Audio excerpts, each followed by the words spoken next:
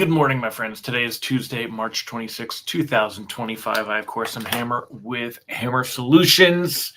And here is your daily mortgage rate update. Remember, you can join me live each and every weekday morning, 9:30 a.m. Eastern Time, broadcasting to you on Facebook and on YouTube. If you're watching on the replay, don't forget to give me hashtag replay in the comments. Let me know that you were here. Let Facebook and YouTube know that you were here. Don't forget to smash that like button, tag an hello friend, share this post in a group. If you're on YouTube, subscribe, click that thumbs up. Something about a notification bell. That's what they always talk about. You've all heard all that stuff. Remember, you can go ahead and get a text reminder if you'd like to be reminded each day that I'm going live at hmmr.io, the official Hammer Solutions short code, hmmr.io/reminder. And you can also use this cool QR code over here. And the thing about QR codes, I learned this a little while ago, and I'm going to just keep yelling it from the rooftops, is that you can actually do a quick screenshot and then go to your photos and use that QR code in your photos, which is wicked. So yeah, that's very cool. So go ahead and do that as well. If you're here this morning, say good morning. Let's say hi to live folks. Taylor Henry, good morning. Buenos dias, Mr. James Mahan. Tim Klyla, good morning, sir. Great to have you here. Mallory Fotiades, good morning, my friend. Hope all is well. If you're here this morning, say good morning. Otherwise, let's go ahead and get started. We'll go into what we got going on for the day. Keep this thing moving. So take a look here. Mortgage-backed securities are at zero. They're flat, nada, no change. Wow. Really nothing that you're seeing going on here this morning. If we take a look, but look at this trend over the last 5 days, right? So this was on 319, which was on Wednesday of last week. Then we've got Thursday, then we have Friday, then we have Monday, and here's Tuesday. So we were right back here at these levels back on Wednesday of last week. And if we take a look at rate sheets on Wednesday of last week, that was right around that same level here, right? Which is kind of funny because rate sheets yesterday were a little bit worse than what we saw, even though pricing was just a little bit better, but it actually was started out close to the same. So you're going to see pricing very much the same as what we've seen. Really, I mean, we have grown so used to seeing everything within an eighth of a point. It feels like things aren't really moving, right? That's kind of what we've grown used to at this point. Wonder if I look at that. Like it super zooms in on me there, but that's all right. I like it. Good morning, Ron Siegel. He said it's National Lobster Newburgh Day. I don't even know what that is. I'm not even a big fan of lobster. I'm not a big fan of seafood at all. Ugh.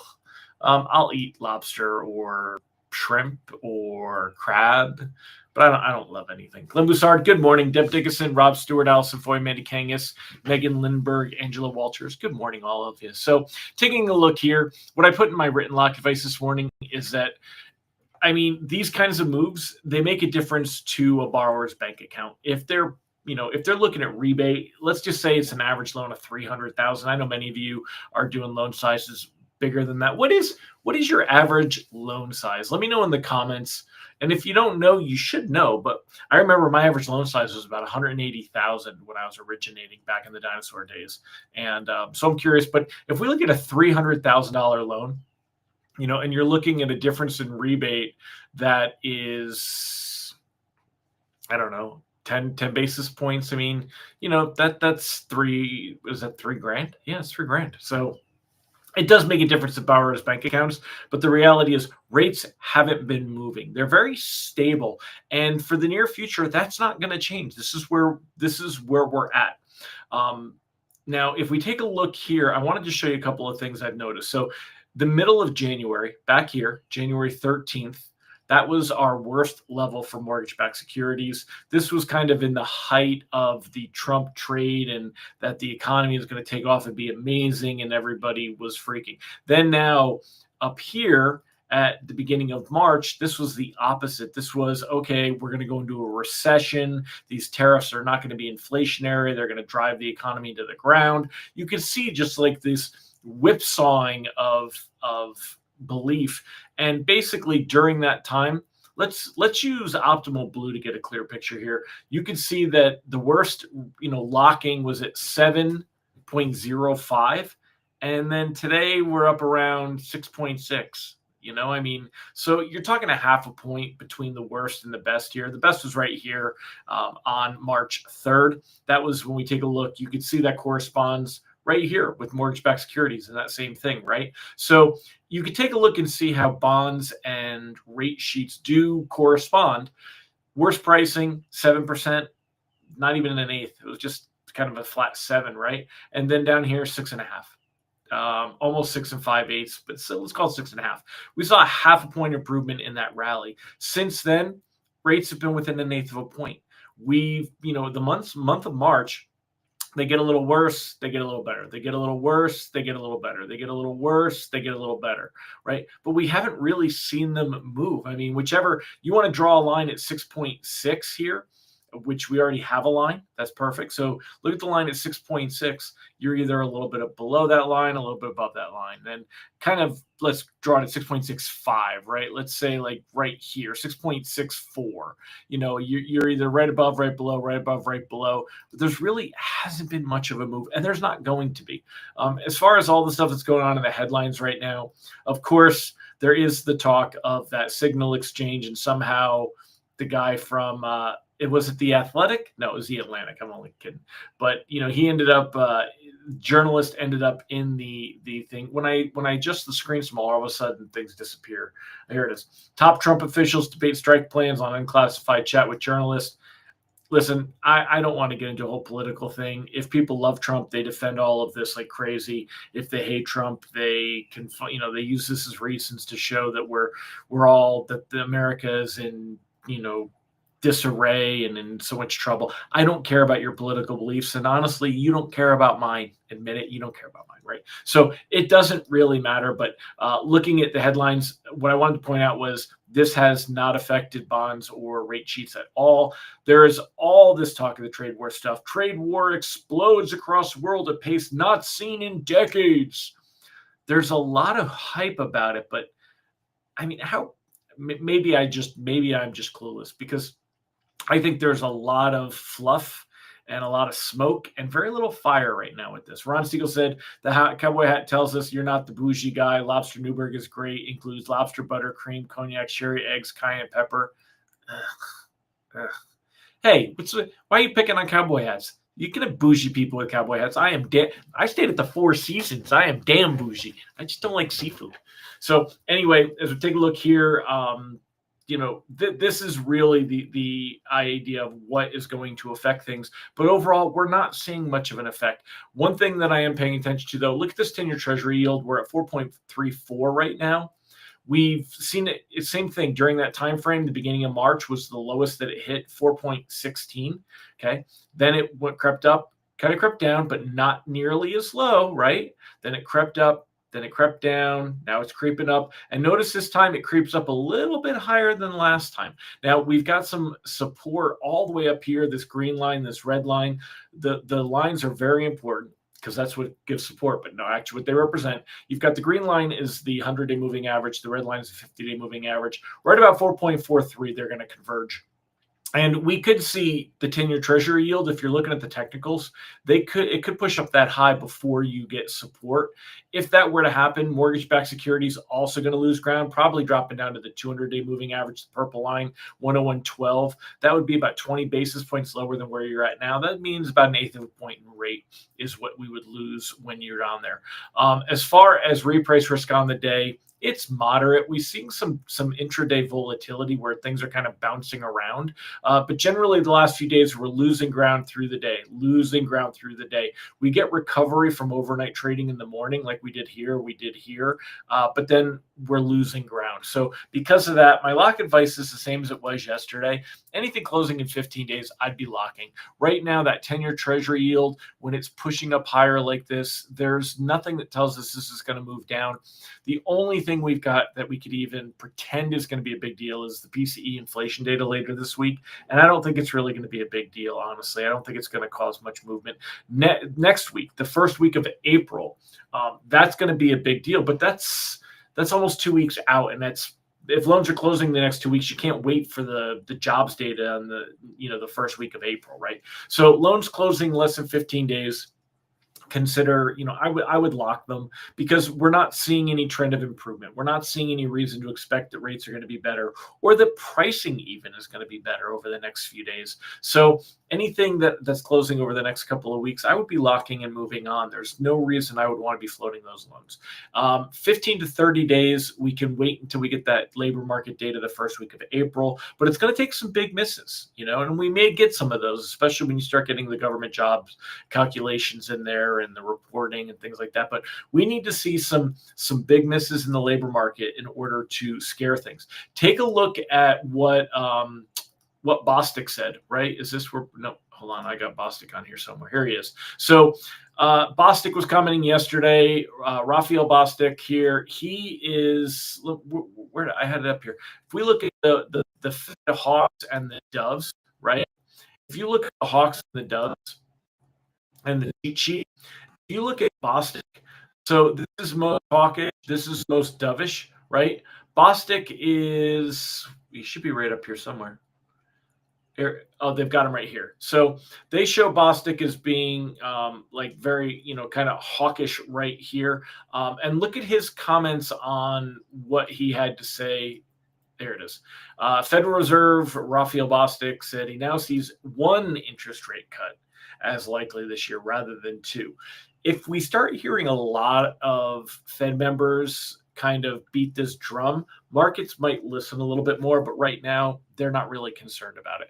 Market's still pricing in the idea that we're going to see 2 rate cuts by the end of the year. You can see that here in the Fed Watch tool, 3.75 to 4.0. And then there's a very strong expectation that we may see 3 cuts. So this is 2 cuts. This is 3 cuts.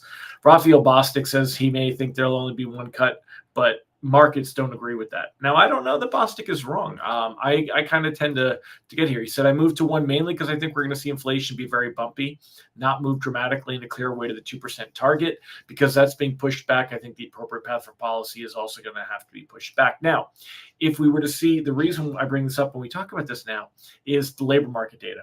Remember something, the labor market data is going to be the big deal. So it's not just inflation. If we were to see really some clear signs of labor market weakness next week, that could help bonds improve a little bit. But overall, there's really no reason to expect we're going to see rates get much better than where they're at right now. We've got to see something happen for that.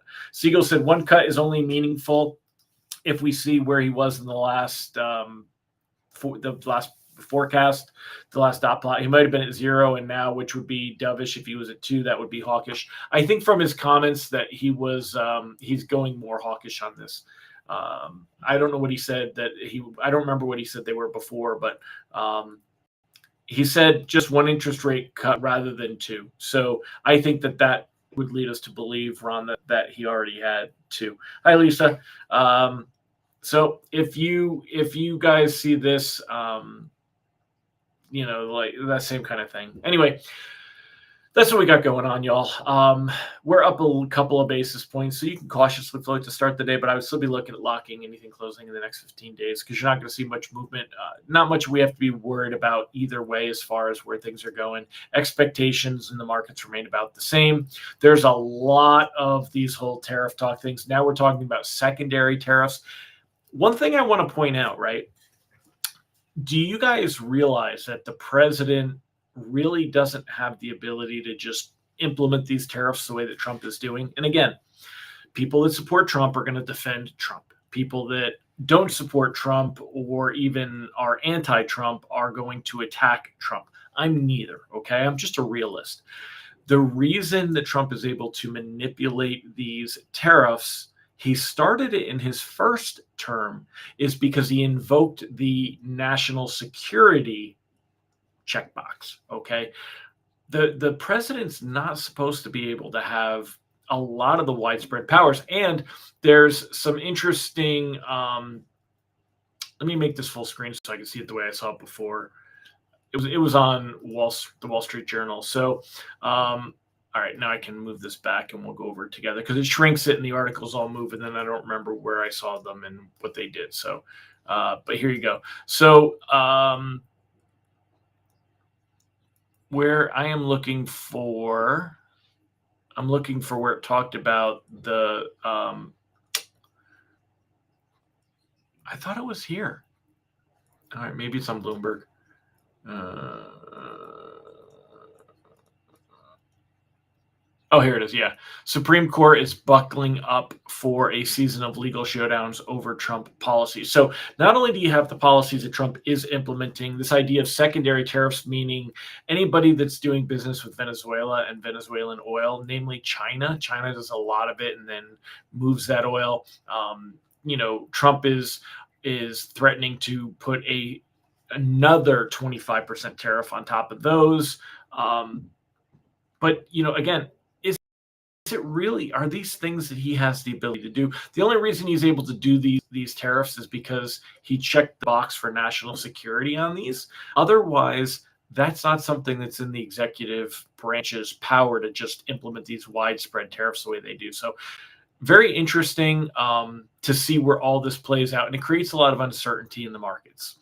The uncertainty in the markets is why we're talking about it. I'm not a political commentator. We don't get into political commentary, but when it comes to this stuff, it does affect traders. If we see uncertainty generally helps bonds, helps rates, helps things stay where they're at. If we see a clear, sign to something, that's where we get things change a little bit. So Ron said, how long will it take for people to realize Trump talks a lot to start negotiations? The actions are what counts. The media gets excited about everything. Of course, the media gets excited because clicks are what make that's what pays the bills and keeps the lights on over there, right?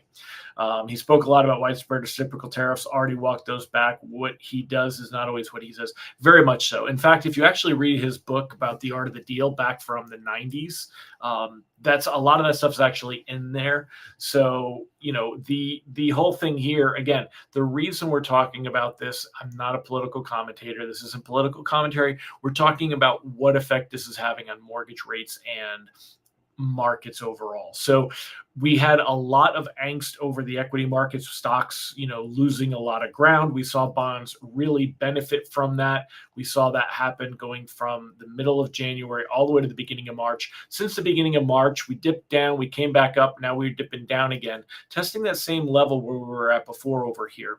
We may not get much worse, but we may improve a little bit. But again, why am I locking near term if I think we could improve? Because we could also go the other way. There's no clear sentiment in the markets that the economy is going to get worse. So, right now we're kind of holding steady at these. Ron, I don't think that the market will ever actually act on the movements and not the rhetoric. They always seem to be acting on the rhetoric. So keep an eye on this 10-year Treasury yield, y'all. If we get up to that 4.4 mark, you're going to see rates move up another eighth of a point.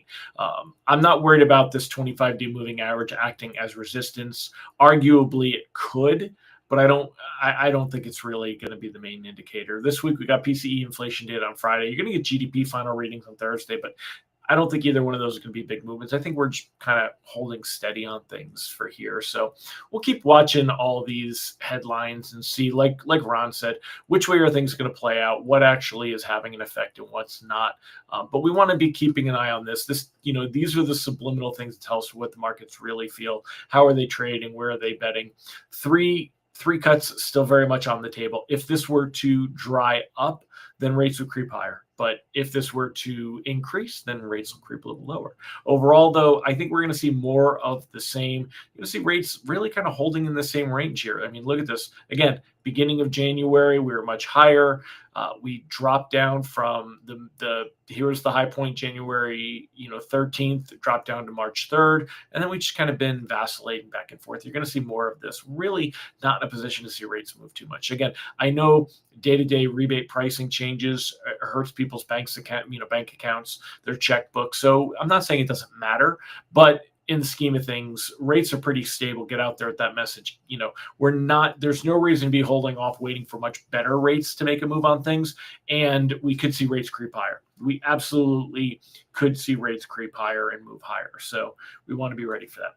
All right, my friends, I hope that helps you out today. If it did help you out, let me know in the comments. I always like to hear it. And I'm going to go ahead and wrap it up. And I'll see you guys tomorrow. Make it a great day. Bye-bye.